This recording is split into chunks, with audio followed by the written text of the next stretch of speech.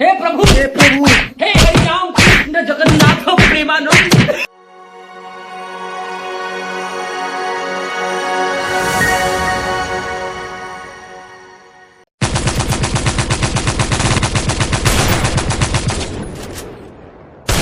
अरे सरवा के बेटा सन का के लिए बस ये रे हां पथाई के त माई बहिन एक कर देलो सन। खेल बे फ्री फायर तोरा के कस्टम हेला के मारम। हां बार में ना खेली बा लोग हट सरवा हट कौन गया रे खेलेगा फ्री फायर कोला दो। अरे सरवा लइका सब भागलो सके नहीं यहां से। अरे सरवा के लइका सन बाप हम खेत में काम कर गांठ फड़ तोरा फ्री तोरा के लइका सब भागलो नहीं। हाय बारे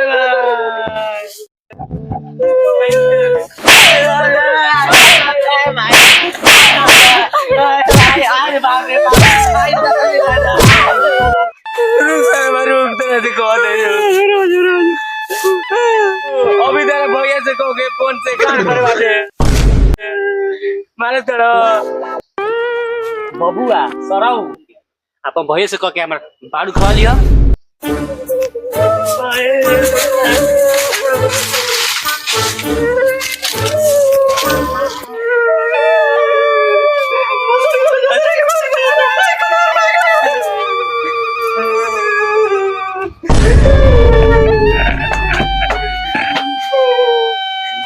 चल भैया के फोन कर लिया कर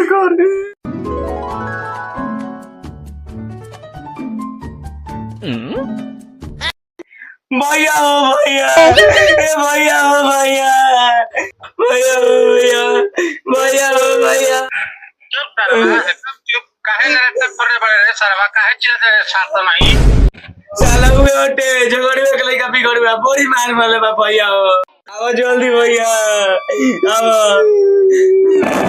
जल्दी हम माल गाड़ी धरा तानी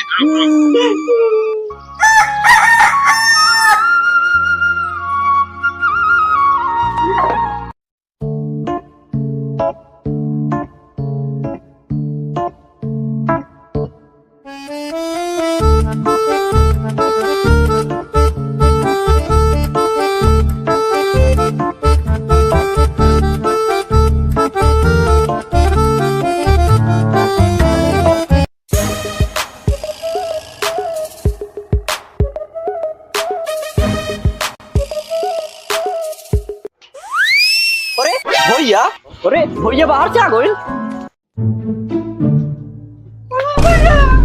खुश रहो हाँ समाचार बा अरे छोटका देख भैया आ गेलन। बोला देख भैया तेव खुश रह काहे के फोन पर चिल्लात रहस कौन तोनी के काम बिगड़ले बारे साला हुए ओटे झगड़ुआ के लइका बिगड़ुआ बड़ी मार मोरला सा भैया। अरे दोनों भाई के बड़ी मार मोरला काहे के मरला सरे ये साला छोटका कहत रहे खेले में फ्री फायर ये चलते मोरला खान के दोनों भाई के बड़ी मार मोरला सर। हम तो खाली ओतने भैया कहनिया ओकर अरिया पे बैठ के खेलेगा फ्री फायर बस मारे लागला। तू सरवा के ई मजाल जे हमर भाई पे हाथ उठा देलक तो सरवा को भी देलक तनी चल भैया तो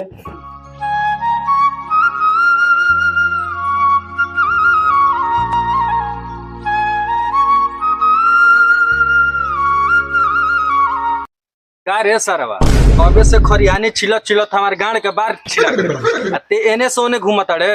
प्रणाम बाबू क्या लोग तो शरीर आराम करे होला है कबे से खेत में काम करत गांड के नस ढीला हो गेल बा तू बहुत आगे आराम करतनी। ए सारे हई देखत न कुदारी मारब के फाट दे तार गाड़ी।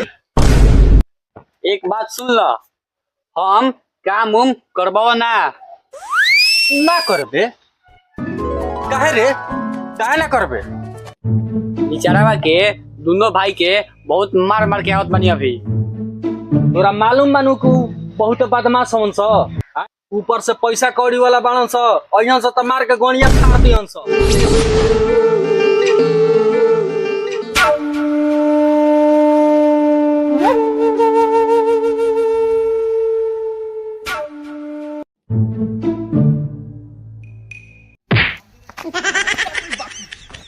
कौन सर मरलो सारे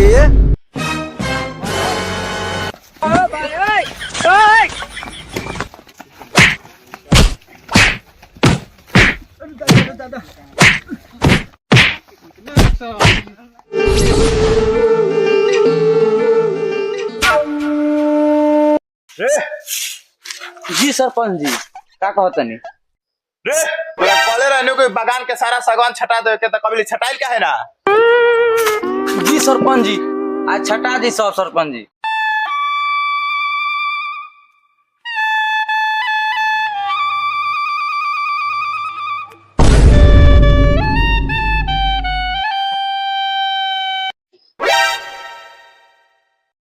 रे साला हाथ रख।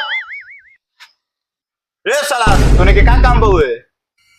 सरपंच जी लिचाड़ा बा के दोनों भाई मिल के हमन के बाप बेटा के बड़ी मार मरले बड़न स। देखो तनी आग फोड़ देले बड़न स, हाथ तोड़ देले बड़न स। कहाँ के भिखारी वाला सरे गांव में भीख मिली के जब बागान में मिली। आंख में लाड़ था साइल बा आंख फूटल बा हमार आ लौकता कम तहार। हम भिखार लौकतनी हम झगड़ुआ हमार बेटा है अब बिगड़ुआ रौरे गांव के नुहै जा। ठीक बा तोने की हाल कौन कैला सा। लिचाड़ा के दोनों भाई मिल के हमके बाप बेटा की हाल कैले बा सन। रे नीचे आओ। हाँ सरपंच जी।